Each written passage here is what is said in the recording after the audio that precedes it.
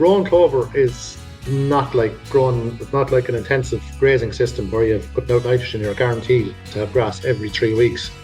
Well, in the beginning, we were trying to figure out how to establish it the best. I hadn't got as much ground reseeded back then, and my pH wasn't as good as it is now. And I have clover in most fields in the farm. It has a role to play, but it's not the answer to everything, if you know what I mean. Hello and welcome to the Beef Edge, the Teagasc Beef Podcast, for all your latest news, information and advice for Irish beef farmers. I'm Catherine Egan, and on this week's episode, I'm joined by beef farmer Tim Meagher from Roscrea, County Tipperary, who will host this year's Irish Grassland Association Beef Event to discuss his farm system, and Paddy Casey from the Irish Grassland Association to give an insight as to what to expect at the event on the 10th of June at 6 p.m. Tim, can you give an overview of your beef system? I'm farming here now for about 40 years, and at present I'm running a stored beef system with heifers and bullocks, largely bought in the west of Ireland, up in Roscommon, Mayo and Galway. I suppose I started out years ago with sheep and sucklers, which I took over from my parents. We got up to about 180 ewes, spring lamb ewes. We did early lamb and later lamb as well. Gradually phased them out then in about 15 years ago, and raised the sucklers up. Then I got up to approximately 80 sucklers, kind of good Limousin cow crossed with a good Charolais bull, and we used to run an Angus bull with the heifers. I buy in replacement heifers and breed top end crosses basically off them. I did under 12s, I did under 16, and mostly with the bulls were under 16, and the heifers went to 24 months of age.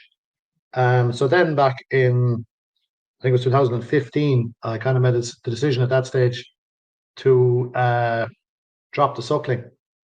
And I suppose the reason for that was that I was up the west of Ireland. At one stage, when I didn't start buying store cattle, I bought weanlings. I used to be up in the west there. I used to buy the 90 weanlings for the subsidies, along with the sucklers.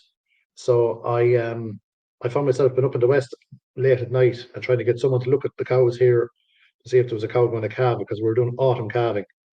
And I just came to a decision. I said, look, there's not much of a difference between what was making out of the sucklers and what was making out of the weanlings and the stored beef. So I decided to switch to stored beef and hopefully have an easier life.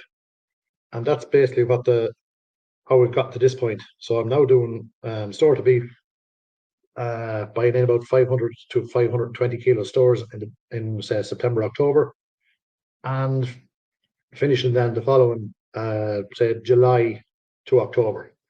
So it's everything in and everything out. And how are you managing those stores in? So once they arrive on the farm until they're housed, how are they managed? Cattle arrive back from the mart, hopefully that the evening of the sale. A few will end up maybe the next morning, kind of thing, depending on how late we finish up. And they're put in they're on the good rubber slats for the evening, and they'll have a bale of silage in front of them and try and get them rested. Following morning then, they're dosed for fluke and worms, and let out in the batch that are bought, then let out to the fields as quickly as possible onto good grass, and try and have as little stress as possible and let them off. And that's basically what we do when we're buying them. The dosing program then would be that they've gotten a fluke and worm when they arrive on the farm, and about 12 weeks later then I'd like to go back in with a second dose for fluke, and I'm inclined to use something that kills stomach fluke as well, because I think from the west there's quite a bit of it around. Who's isn't such a major problem, although I noticed this year when we did let them out to dose them for the second dose that they were coughing a little bit, and within a couple of days it had gone. So I was happy with that. We also would be doing a vaccination program where we use do them for IBR after they've settled, and it invariably can run that they're only going into the sheds before they're done by IBR. It depends on how soon they're going in, how early to go in. If it's late October, they might only be coming onto the farm for a week or two, and then they're going in. So we vaccinate them for IBR, and we'll do them for black leg then during the winter as well. And then the last dose they'll get sometime at grass during the summer. And it's largely for lungworms. And I hold off until I see cattle when they're if they, when they do a run around the field and they start coughing, I'll dose them then, but I won't dose them before that. That's basically the dosing program. And from once the cattle arrive on the farm until they're finished, what are kind of the key targets that you're looking for the cattle to achieve at different stages through that period? With the sort of cattle I have, they can't be sitting idle for too long. So I'm trying to get as much weight as possible on them within the 12 months that they're here, or 10 or 11 months, whatever they're here. So and when I say as much weight as possible, I'm not doing it at any cost. Like grass plays a huge role in that. So target weights would be should be heading for the bones of 800 kilos when we're finishing them, and the heifers will be well over 7. That's kind of the targets. But we'll break that down on the night, and I'll give you a breakdown on actual weights and live weight gains over the winter and in the spring and what they're doing on grass. And for last year's cattle that you finished, what were kind of carcass and confirmation for the animals that were finished? So the heifers, I think, were around 430 kilos, and the bullocks were 480 kilos, and the grades will be running, I think I'm averaging somewhere around the U equals. How important is it the breeds that you're buying in, and are you looking at CBV from the point of view of the performance the animals are able to achieve while they're on the farm? If you look at the CBV of the cattle that I have, it's quite good. It's well up there. But that information isn't available to me when I see an animal coming into a ring in a mart. It's not on the board. So I've only got a minute to decide. Like basically, they sell it one lot per minute. So you've got to make a decision on whether this animal is for you. Did you like it or not? If it's the right weight, and how much you're going to give for it. So it's very hard to incorporate looking at CBV at the same time. If you were buying cattle direct off farmers or something, you could look it up before you actually go to the farm. But that's not possible as yet in the marts in general. Maybe one or two of them have it at this stage, I'm not sure. But CBV should be more important, but we need the information earlier. There's no point in me getting a report when the cattle are dead, how good they were. I need it as I buy them, and that's not available to us yet. How is grazing? You mentioned their grass is very important. How is grazing managed on the farm from once the cattle have been turned out earlier this spring up to now? We have a paddock system here. I think in total there's 43 paddocks, and each of those can be subdivided into A, B, C, and D. So the cattle are rotating kind of in for grazing for 3 days, and they should be out around in 21 days. But I'm running a little bit behind on that because the clover isn't kicking in that well. It's not as good as say straight nitrogen or urea. So I'd say I'm running about 24 days maybe at the moment. But it's a rotational system, and we've taken out paddocks. Like this year has been a dream in comparison to last year. The weather's been good. The grass, we grew very little grass over the winter, but once it came well, and we have nice grass ahead of the cattle. I've taken out paddocks on the 1st of May, and I'm just this morning, we're leaving off 1 or 2 more. We're just going to leave them there and cut them whenever the weather improves. Obviously, Tim, silage is very important on the farm in order to maximise the weight gains over the winter and minimise the amount of concentrates.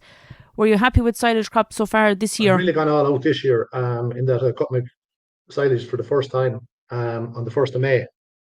I wasn't happy with last year's because our first cut was only 68. The weather was wet. It just wasn't good. The butt was gone and it was gone stemmy. So I don't graze the silage ground before I cut the silage. I don't graze it in the spring, sorry. So we cut it the 1st of May this year, and we mowed tedded, maybe tedded the second time at that time of the year, and I get it in then as quickly as possible, and I used an additive on this year as well. So I'm hoping to have rocket fuel. Like other years, I'd always be averaging 75, 76 for all my cuts, but it just didn't happen last year, so I'm trying to improve it. And as a result, like other years, last year I had to feed a bit of meal for part of the winter when I was on that poor silage.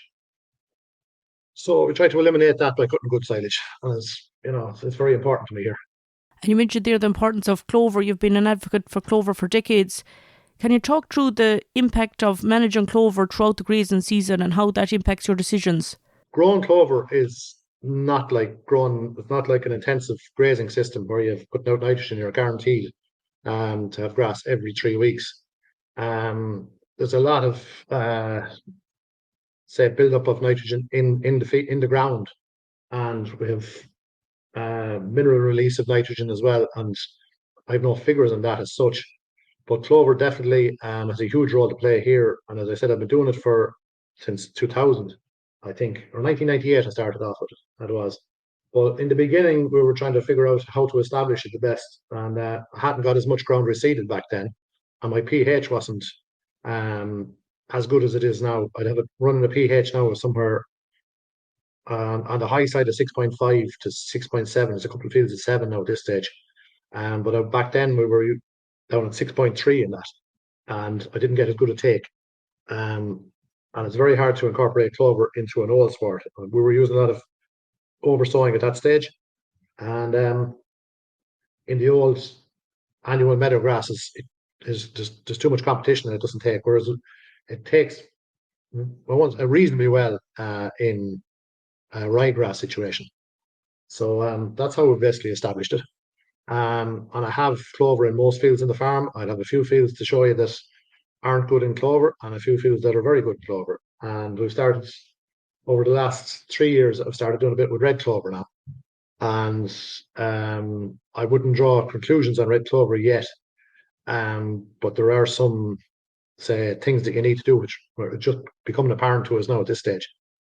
So it has a role to play, but it's not the answer to everything, if you know what I mean. And how was it performance so far this year on the red clover? How have you managed yield so far this year? We cut the red clover. I've one field that the clover isn't as good in, and we put half rate urea on it, and we had a right good crop off of that. And then the other field, we didn't put any urea on it, any nitrogen at all, and it yielded reasonably well, not massively. I didn't actually weigh the trailers, but when you're cutting the red clover, it's a lot heavier. It's more dense. But we were happy enough. But I think it might have been good back on the 1st of May, but I think the second cut's going to be very good. It's looking good at the moment anyway. So like it needs to be cut maybe 4 times throughout the year. And I think if we, if you do that, I think we'll get somewhat similar yields. So we'll see. And the red clover that you harvested last year, had you good crop yields, and how did that go feeding it out over the winter time? Yeah, well, I tell you, I like to incorporate it. I layer it in the silage pit, and we're using a silage wagon to bring in the silage. So we cut one field and put it in halfway up the pit, or thereabouts, and maybe put in a field of grass on top of it again, and then go back and put in another field of clover, and kind of layer it. And then when we're feeding out in the winter, we're doing it with, say, a mixture wagon or a TMR, and it mixes nicely through. It gives a nice mix throughout the blend, if you know what I mean. So I'd be happy with it in that respect, yeah. And obviously, for the system that you're operating, grass is really cornerstone of the system, and it's no surprise that you're hosting this year's Irish Grassland Association Beef Open Day. What can farmers expect to see on the day? We have 4 stands to go to. You'll see them on the leaflet, but I suppose you'll see the paddock grazing system, you'll see the clover system, how it's grown, you'll see the stock, and how we manage them, the difference. Say I feed them at grass as well, which is kind of a bit unusual. I suppose we use a feeder there, that it's calibrated, but they lick it for themselves, like, so it works well. It's good on labour. It's not hauling meal out to the cattle every day. It's a big safety factor for me as well, that number of cattle. So other than that, we have we do an unusual thing. We chop the straw with a wagon and bring it in and store it. You can see that. And I've, over the last, say, 20 years, I've kind of invested in a pretty elaborate handling system. I started building it 20 years ago, and I keep adding bits to it as we go along. It's a good drafting system on it. We put up about 5 or 6 years ago. There's a squeeze crush on it, which was bought purely for health and safety, especially those Limousin heifers and stuff, where we were calving, but it completely calms cattle and holds them tight, that they can't be jumping around in it. And I put in a drafting system, as I said, after that, which works very well. And this year I put in an EID reader on the side of the cattle crush with the weighing scales, which really makes life, it's a pleasure handling cattle at this stage. And with all that, it makes the whole handling of animals very stress-free and very safe. So That's a feature as well. And then lastly, we put in an aeration system for agitating the silage, which is there 10, 12, 15 years at this stage. And that'll be seen as well. So that's basically what you're going to see on the night. That's great, Tim. Lots to see on the day. Looking forward to the event. Paddy, the Irish Grassland Association National Beef Event is definitely not one to be missed. Absolutely, Catherine, and we're delighted to have the opportunity to get down to Tim and Shauna's farm down in Roscrea. I suppose traditionally the Irish Grassland Association have gone to suckler farms. Last year we were down in Ballinrobe to see Martin Shaughnessy's farm, and he was producing excellent quality sucklers. So this is an opportunity maybe to see how these suckler calves are taken on an Irish farm in Roscrea. And Tim buys, I think he's a bit modest there, he buys some of the best stock that the West of Ireland farmer is producing. So it's a great opportunity to see that.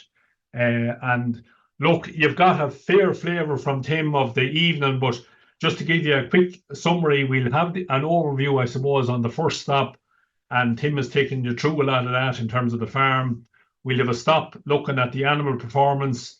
And again, Catherine, you've asked him some facts and figures. We'll have more facts and figures from what the cattle did in 23 and 24, and we'll have some weights on some cattle that are out there today.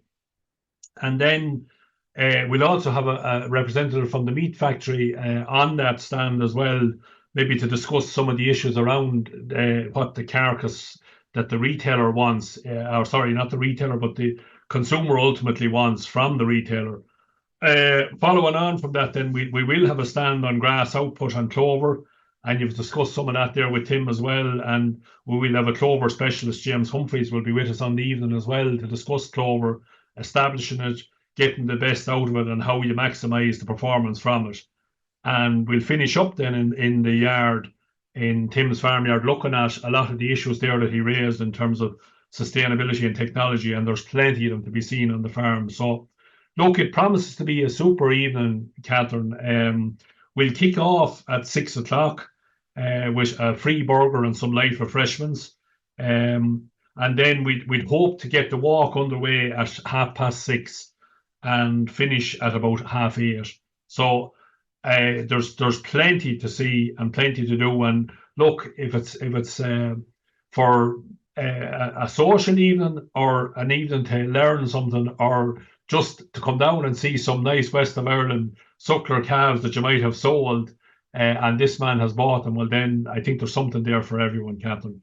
And look, I shouldn't forget to mention an event like this within the calendar for the Irish Grassland Association wouldn't be possible without the sponsorship of FBD Insurance, and we're very, very grateful to them for sponsoring the event as well. That's great, Paddy. Last year you did have a brilliant event on Martin Shaughnessy's in Mayo, and this sounds like a fantastic event, a very social evening, as you mentioned, for all beef farmers. And it's not just for members, all are welcome. It's a free event that the Irish Grassland Association are running, and there's further information available on the Irish Grassland Association website, which is taking place on the 10th of June at 6:30 p.m. Thanks very much, Tim, and thanks very much, Paddy, for joining me. Thanks everybody. That's all for this week's episode, and my thanks to Tim and Paddy for joining me on the show. For further details on the National Irish Grassland Association free beef event is in the link in the podcast text. You can catch up on all other shows and interviews from the Beef Edge podcast on the Teagasc website at teagasc.ie, or you can listen on Apple and Google Podcasts as well as Spotify. Don't forget to rate, review and subscribe so you never miss a show. For all other updates from our beef programme, keep an eye on our Twitter and Facebook pages.